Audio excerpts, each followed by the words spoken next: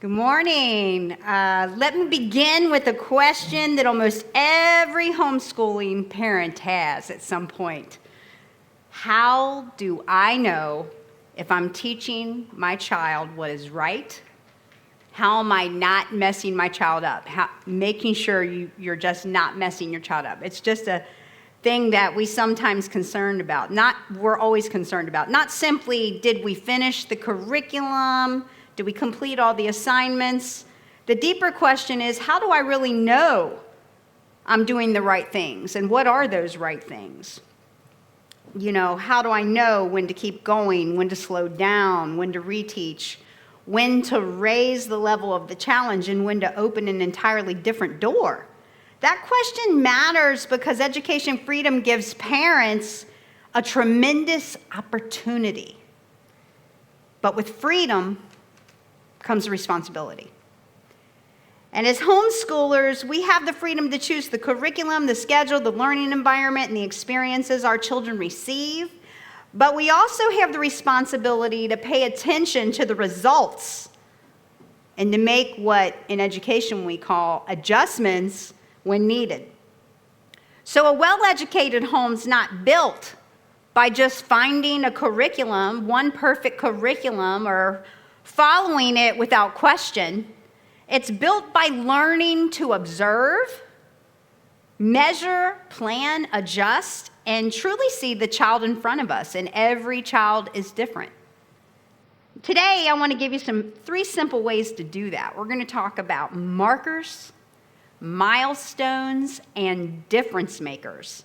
Markers tell us where the child is. Markers help us measure. Milestones help us plan. Where is the child going?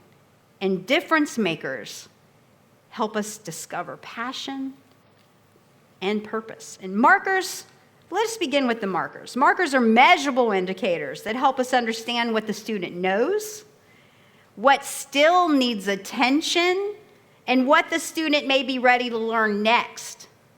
So parents sometimes feel uncomfortable with measurement because they don't want their child to be reduced to test scores, and at all costs, many try to avoid test scores. And I can agree that a child's never just a score, and often test scores aren't valid, because anything that causes a student to answer without getting a genuine focus, giving genuine focus and effort prior to answering causes it really not to be reliable anyway. But that doesn't mean assessments are useless. So a thermometer does not tell us everything about a child's health, but it does give us important information. We know there's a fever, right? In the same way, an academic assessment doesn't define a child, but it may reveal something that we do need to know. So markers help us answer practical questions. Is my child reading at an appropriate level? Are there foundational skills that have not been yet mastered? Is the work too easy, too difficult, appropriately challenging? Is the child improving over time? So one tool we use in education is called a scope and sequence. And this is an educational map. It shows us what students are supposed to be learning. And this is done by educators over time that typically have groups of students with the same age range. And that sequence identifies a general order in which the skills and concepts are supposed to be introduced. They might be, we might use a creative and flexible thematic or interest approach when we teach. And like Kelsey was saying, the classical education models. But otherwise, important skills and content really can be unintentionally missed without a scope and sequence. Just like at AEI Florida, we teach our kindergarten through 8th grade through themes. And that helps us to make meaningful connections. And we don't choose them just because they're fun, although we want them to be fun, because that helps the interest of the student and the effort. But behind each theme, there is a scope and sequence. What are the students supposed to be learning? So intentionally connecting reading, writing, math, science, history, geography, communication, the creativity, the well-being, the character, and all the real-world experiences, getting out and experiencing field trips. The themes teaching integrates the subjects instead of really separating them, and that's really nice for helping students make the brain connections. So it helps keep education purposeful. And there's different types of assessments that we should use. And there's two main assessments that you want to understand the difference between. One is criterion reference and one's norm reference. So criterion reference asks, has the student mastered a particular skill or body of knowledge? It's focused on each individual student. So a criterion reference test measures a person's performance against themselves, fixed predetermined standards and learning goals, and really purely looks at the individual's mastery, okay, rather than comparing to other test takers. Can the student identify a main idea on a grade level text? Can they complete a paragraph? Can they write a paragraph? How many words are they reading a minute at their grade level and that sort of thing. So a norm reference assessment asks a different question. So it asks, how is a student performing compared with a larger group of students of similar age or groups? And both kinds of information are useful. And if you have the Step Up for Student Scholarship, that there's a requirement to submit a norm reference test annually, which is very simple to do, and some people provide that for you. And it's just to find that measurement and use that measurement. So we do want to know both, though. You want to know what the child's mastered and how does the child's performance compare with reasonable age or grade level expectations. And, sometimes if you have a child that has a disability, there's different ways to check their progress over time, lots of different measurements.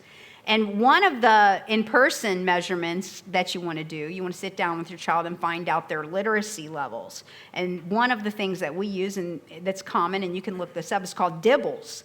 The acronym's DIBELS. It stands for Dynamic Indicators of Basic Early Literacy Skills. And basically what that does, it helps, all of these measurements helps you with making instructional decisions.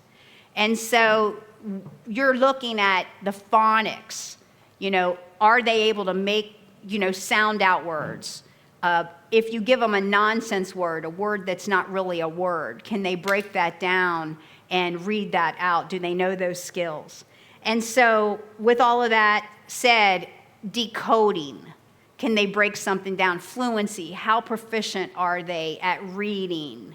Are they reading choppy, or can they put their words together? Or sometimes you'll have a kid that when they're doing the norm reference, or when they're reading, they might just read real fast. And then they don't take a break. So you have to teach them those kinds of things. And then comprehension. Are they understanding really what they read? So markers are information for wise adjustments. So you want to bring that into the program, always checking. And sometimes very informally. And milestones are, where's my child going? So milestones tell us, one of the most important early milestones is really transitioning from learning to read, which is usually like a K to 3, learning to read, kindergarten through third grade, and then usually third grade and up is reading to learn. So that's what we're doing through those programs. So as my child, you're trying to get them to that point, trying to find out, are they able to do grade level work? Are they able to do fourth grade level work? You're getting them to that milestone. And then you're getting them to the milestone of the middle school. Are they able to do that middle school work? And then we talk about high school. So each level prepares students for the next, even if they're homeschooled. You're still knowing what those levels are and preparing them for those levels. And high school courses should really be selected with the end in mind. And it's not based on just graduation requirements. You want to, when you have your children homeschool, you do need to know that there's going to be an end in mind. You want them to be able to have a high school transcript.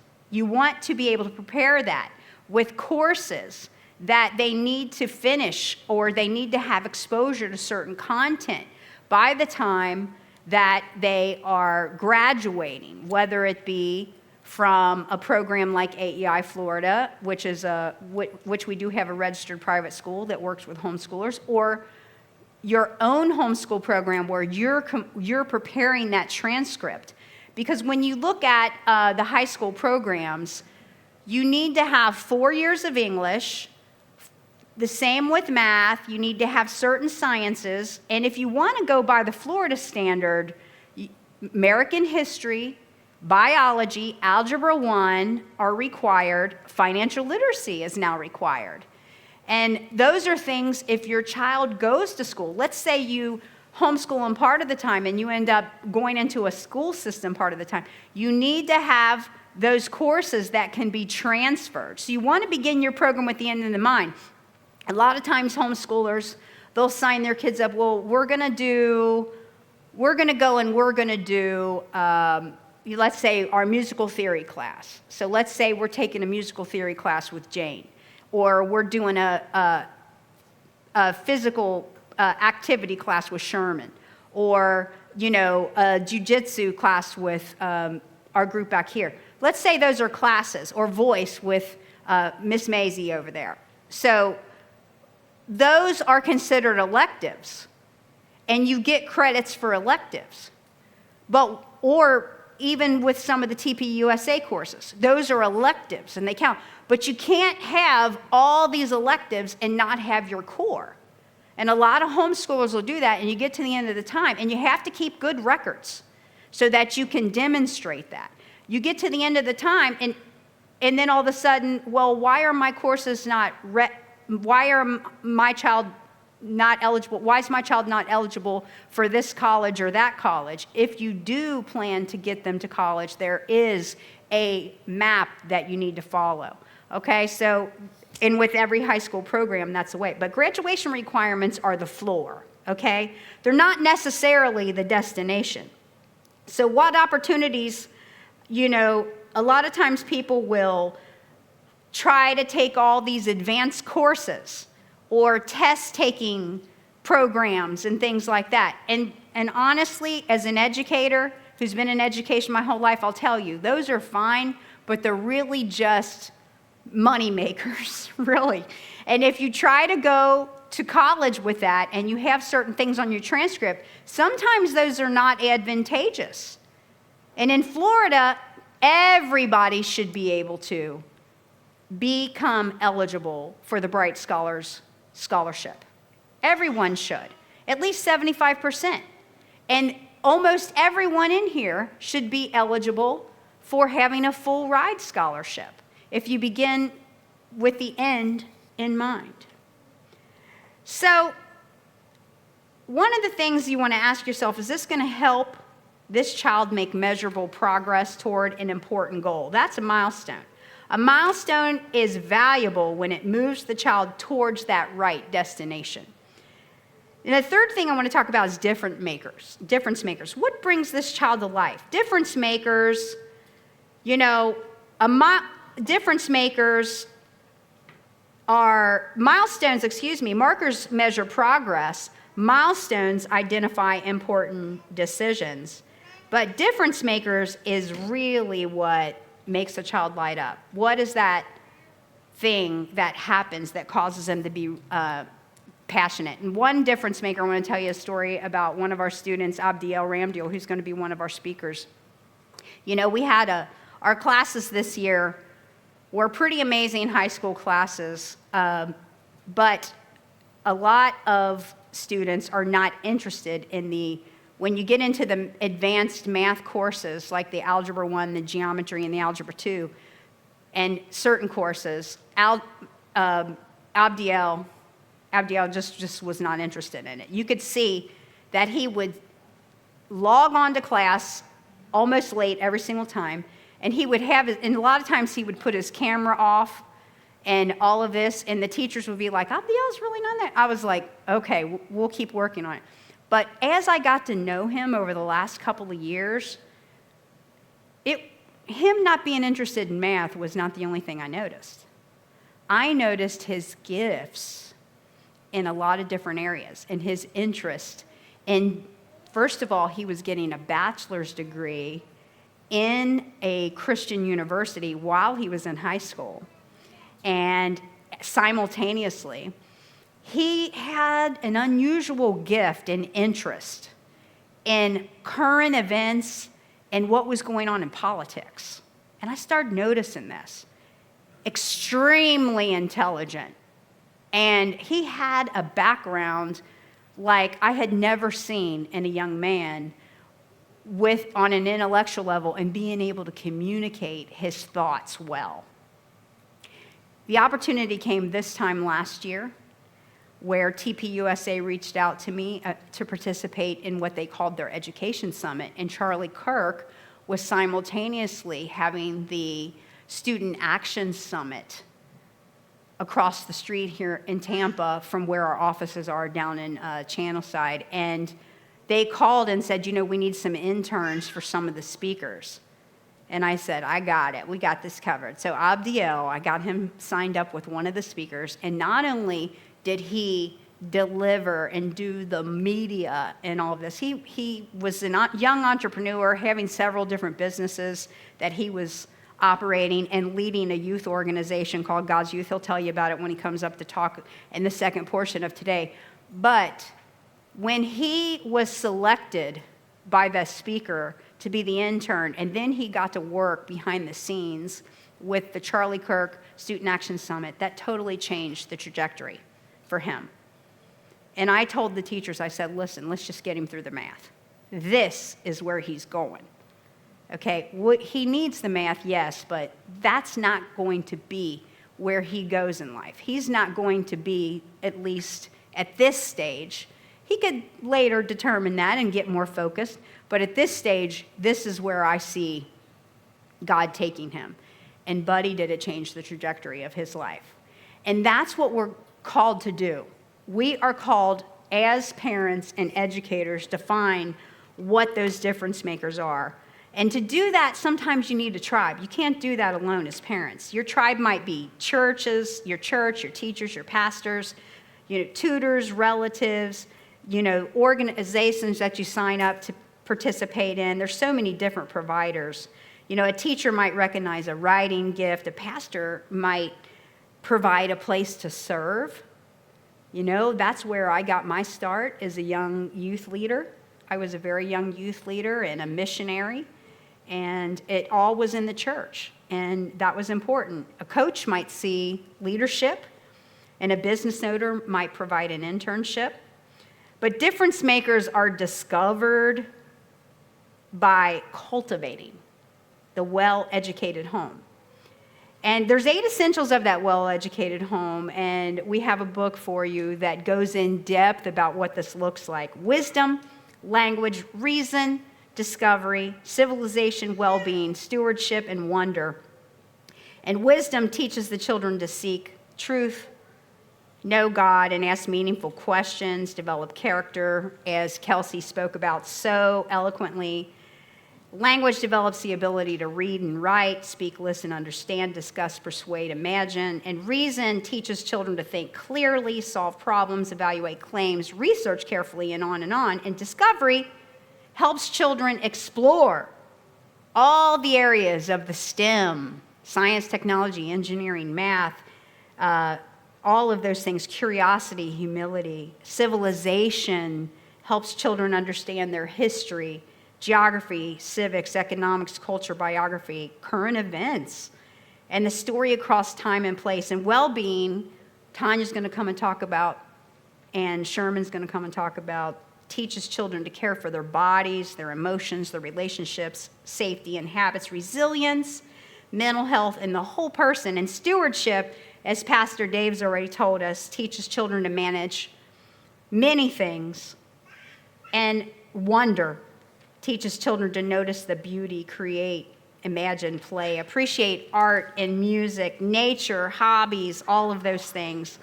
That's what the well-educated home builds. Bringing it all together, so how do you know whether your homeschool plan is working? What markers do I need to examine? So markers help us measure, milestones help us plan, difference makers help us discover. So today, and Alex is going to help me close here by saying that today we talked about curriculum opportunities, scholarships, and education freedom. But the greatest difference maker in all of our lives is not the program, a school, or even a particular education path. It's the God of the Bible, whose plan of redemption and love for us was revealed through Jesus Christ. He's the same God who guided, strengthened, provided for, and remained faithful to his people throughout Scripture, and he is the same today. He's with us. He goes before us. And with him, all things are possible. And as we leave, we want to place our families and our children and our futures into the hands of that same God that's never failed. So build the home, know the child, plan the path, open the doors. Thank you.